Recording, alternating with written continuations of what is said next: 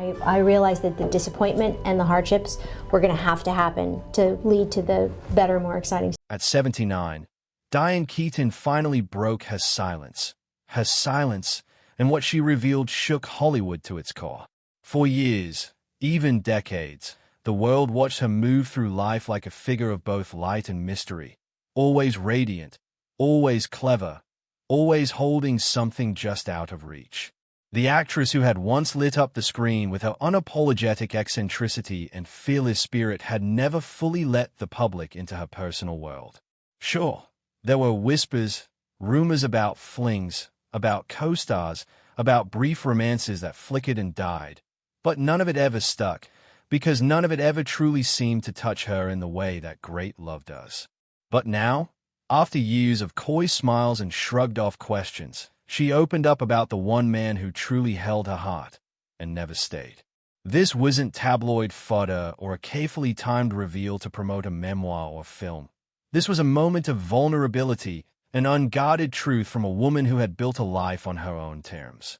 It wasn't just a fling or a Hollywood romance. She said it was a love that haunted her, shaped her, and never let her go. And with that admission, the air around her seemed to shift. This wasn't just nostalgia. It was confession, revelation, and in many ways, liberation.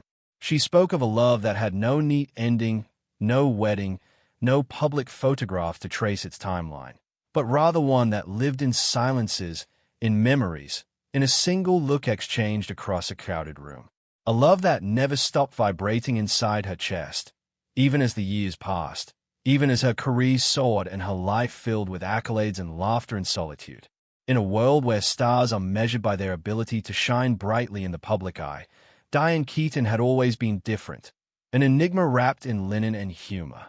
But this moment, this crack in her composure, revealed something far more profound than any film role ever could. The love she described wasn't perfect. It was fleeting, sometimes distant, often painful, and ultimately unfinished. But it was real.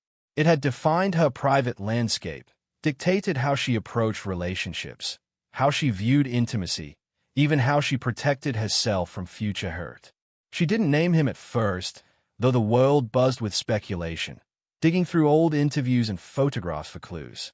She didn't need to, because the story wasn't about who he was. It was about what he meant, how he carved a space inside her that no one else could fill, how even as she lived an extraordinary life, she did so with this invisible thread always pulling at her heart.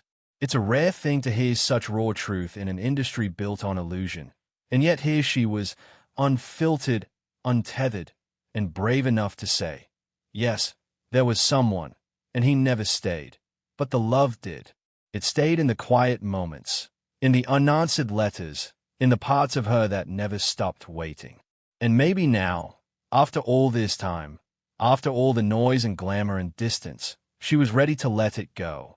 Or perhaps simply to acknowledge it out loud, so the silence no longer had to speak for her.